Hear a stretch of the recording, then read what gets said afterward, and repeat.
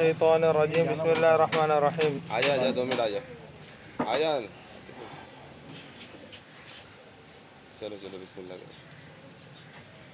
وعن جابر رضی اللہ تعالی عنہ قال قال رسول اللہ صلی اللہ علیہ وسلم مثل الصلاة الخمسین كمثل نهر جار غمر على باب احدكم يغسل عنه كل يوم 5 مرة او قال علیہ الصلاة والسلام.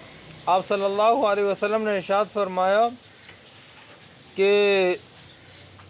سارے صحابہ بیٹھے ہوئے تھے اور آپ صلی اللہ علیہ وسلم کہنے لگے کہ بھائی اگر کسی کے گھر کے پاس سے نہر گزر رہی ہو اور اس نہر میں وہ دن میں 5 دفعہ ڈبکی مارے تو کیا وہ 5ویں دفعہ جو ڈبکی مار رہا ہوگا کیا اس کے جسم پہ کوئی میل رہے گا؟ تو صحابہ نے کہا بھائی میل تو کچھ بھی نہیں رہے گا، جسم تو صاف ستھرا ہو جائے گا.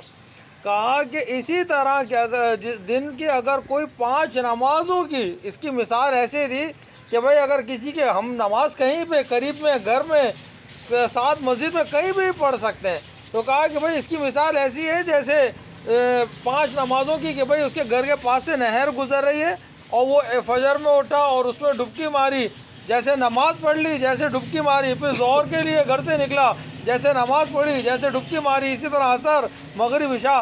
کہا کہ بھائی 5 دفعہ ڈبکی مارنے والے کا جسم جس طرح صاف ہوگا اس طرح جو ہے بھائی کہا کہ بھائی 5 وقت نماز پڑھنے والے کا دل اللہ تبارک و تعالیٰ بالکل دھو دیں گے اور صاف کر دیں گے. فرمایا کہ جس شخص نے 5 وقت کی نمازوں کا اہتمام کیا گویا اس نے میری امت ہونے کا حق ادا کیا. کہتے ہیں کہ بھائی وہ مالک بن دینار رحمۃ اللہ علیہ ایک دن فجر کے بعد جو تھے وہ ایک جگہ سے نکلے اور دیکھا کہ ایک بہت عالی شان محل بن رہا ہے. پوچھا بھائی یہ محل کون بنا رہا ہے؟ کہنے کہ بھائی یہاں کا کوئی ہے بڑا رئیس وہ محل بنا رہا ہے. کہنے لگے اس سے ملاقات ہو سکتی ہے؟ کہا بھائی ہو جائے گی. کہا بھائی لے چلو اس کے پاس. وہ رئیس اس گھر کے قریب گئے تو بھائی وہ رئیس کھڑا ہوا تھا. کہنے کہ بھائی اسی کا محل ہے. مالک بن دینار نے سلام کیا اور سلام کے بعد کہا کہ اے رئیس اس محل پہ کیا خرچہ آ رہا ہے؟ اس نے کہا 1 لاکھ درہم اس محل کے لیے میں نے وقف کر دیے ہیں. کہنے لگے کہ اچھا یہ دنیا کے محل کے لیے جو تو 1 لاکھ درہم وقف کر رہا ہے، اگر یہ 1 لاکھ درہم میں تجھے کہوں کہ بھائی اللہ کے لیے وقف کر دے تو کہنے لگے کہ بھائی انسان تو لالچی ہے. اس نے کہا بھائی اس کے بدلے ملے گا کیا؟ کہنے لگے کہ بھائی اس کے بدلے جو ہے میں تجھے جنت میں ایسا محل دوں گا جس کی 1 اینٹ سونے کی ہوگی اور 1 اینٹ چاندی کی ہوگی اور اس کی جو دیواروں کے اوپر ہوگا وہ یاقوت اور مرجان ہوگا اور اس کے ساتھ جو ہے وہ نہریں بہہ رہی ہوں گی، شہد کی نہر اور دودھ کی نہر بہہ رہی ہوگی. کہنے لگے مالک بن دینار ایسے کیسے سودا کر سکتا ہوں میں؟ یہ سودا تو مجھے بڑا مختلف لگ رہا ہے. کہنے لگے کہ تیرے سودے کے لیے میں تجھے لکھ کے دوں گا کہ بھائی اگر تو 1 لاکھ درہم اللہ کے راستے میں دے دے تو اللہ تبارک و تعالیٰ اس محل کو پورا ہونے سے پہلے وہ محل تیار کر دے گا. کہنے لگے کہ بھائی مجھے آج رات سوچنے کا موقع دو، صبح اس کا فیصلہ کریں گے. کہا ٹھیک ہے بھائی. مالک بن دینار کہتے ہیں کہ میں گھر آ گیا. بات بتانے کا مقصد یہ ہے کہ جب ہم کسی کو دین کی دعوت دیں یا نماز کی دعوت دیں ساتھ دعا کریں اس کے لیے کہ بھائی اللہ تبارک و تعالیٰ اس کو دین کے اوپر چلا دے. دعا نہیں کریں گے تو دعا کام نہیں کرے گی.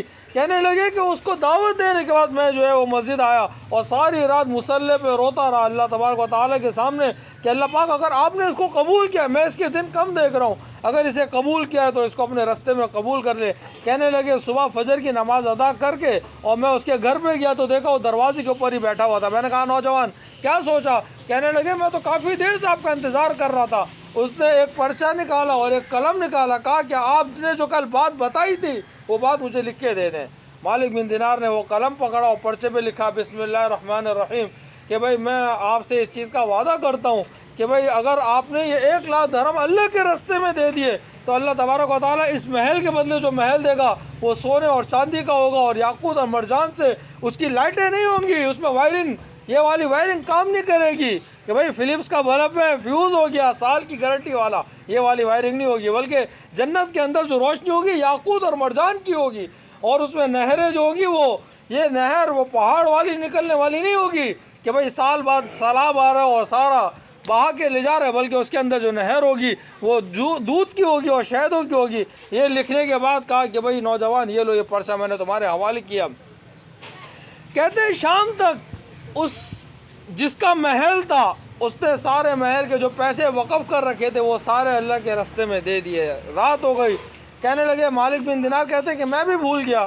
کہنے لگے کہ کوئی 30 40 दिन गुजरे کہ میں نے فجر کی نماز کا سلام پھیرا تو وہ محراب کے اوپر جو ہے وہ ایک پرچہ پڑا ہوا تھا، وہ میں نے پرچہ اٹھایا تو اس کے اوپر لکھا ہوا تھا کہ بسم اللہ الرحمن الرحیم، اے مالک بن دینار، جو تو نے وعدہ کیا تھا اللہ نے آج وہ وعدہ پورا کر دیا۔ کہنے لگے میں پریشان ہو گیا، میں نے وہ پرچہ اٹھایا اور میں دوڑتا ہوا سیدھا جو ہے وہ اس نوجوان کے گھر پہنچا تو پتہ چلا کہ بھائی اس نوجوان کا تو کل انتقال ہو چکا ہے۔ تو میں نے پوچھا بھائی اس کو غسل کس نے دیا؟ بھائی ایک شخص کا اس نے اس کو غسل دیا۔ اس کے پاس گئے، کہنے لگے کہ تم نے اس کو غسل دیا تو اس نے کچھ تمہیں کہا تھا؟ کہنے لگے اس نے ایک پرچہ دیا تھا اور کہا تھا غسل دینے کے بعد جب مجھے کفن پہنا دو تو میرے سینے پہ یہ پرچہ رکھ دینا۔ کہنے لگے میں نے جلدی سے وہ پرچہ اپنی جیب سے نکالا، میں نے کہا کیا یہی پرچہ ہے؟ کہنے لگا اللہ کی قسم یہی پرچہ ہے جس کے اوپر لکھا ہوا تھا کہ جاؤ مالک بن دینار اور کہہ دو کہ ہم نے تمہارا وعدہ پورا کر دیا۔ اللہ تبارک اچھا پھر ساتھ جو جس نے غسل دیا تھا اس نے کہا کہ آپ مجھ سے پیسے لے لیں، ایک وحل کا سودا میرے ساتھ بھی کر لیں۔ کہنے لگا کہ جو میں اس کے اندر دیکھ رہا تھا وہ تیرے اندر دیکھ نہیں سکتا۔ تو اللہ والے جو ہوتے ہیں وہ انسان کو بھانپ لیتے ہیں کہ بھائی انسان اس وقت کس عمل کے اوپر چل رہا ہے۔ بہرحال انسان جو ہے وہ 5 وقت اللہ کی طرف متوجہ ہوتا رہے، ڈرتا رہے، روتا رہے، مانگتا رہے، اس غوطے میں غوطہ لگاتا رہے کہ بھائی اللہ کے رسول نے کہا نا کہ نہر کے اندر نہانے والا ٹھنڈا ہوتا ہے، گرم تو نہیں ہوتا ہے، گرم ہو جاتا ہے، ٹھنڈا ہو جاتا ہے۔ تو بھائی انسان جب 5 وقت اللہ کے سامنے سجدہ پانی کا نماز کا غوطہ لگائے گا، اللہ تبارک و تعالیٰ اس کے سینے کو بھی ٹھنڈا کریں گے، اس کے دماغ کو، آنکھ کو، دل کو ٹھنڈا کریں گے اور اپنا قرب عطا کر دیں گے۔ اللہ ہم سب کو عمل کی توفیق عطا فرمائے، آمین۔ الحمدللہ رب العالمین والعاقبۃ للمتقین والصلاۃ والسلام علی رسول۔ دیکھو بھائی ناگانی آفت ایسی ہو جاتی ہے، عمران بھائی کی وائف بس وہ کل یہ صبح آفس گئے، بچوں کو انہوں نے اسکول بھیجا، بس گر گئیں، یہاں سے رگ کٹ گئی، پاؤں ٹوٹ گیا، آئی سی یو میں پڑی ہوئی ہیں، کچھ نہیں پتہ ہوتا اگلا لمحہ کیا انسان کے لیے پکار لیتا ہوا آ رہا ہے، کیا پریشانی چھوٹے بچوں کا ساتھ ہے، 2 بچے ہیں، اب ہاسپٹل میں بھی بیٹھے ہوئے ہیں، یہاں گھر بھی دیکھ رہے ہیں، بچوں کو بھی ایک اگلے لمحے کا نہیں پتا کہ اگلا لمحہ ہمارے لیے کیا آفت لے کے آ سکتا ہے۔ تو انسان اللہ سے صرف یہ آفت دور کون کرنے والا ہے؟ اللہ تعالیٰ دور کرنے والا۔ الحمدللہ رب العالمین والعاقبۃ للمتقین والصلاۃ والسلام علی رسولہ النبی الکریم سیدنا و مولانا محمد وعلی آلہ وصحبہ اجمعین۔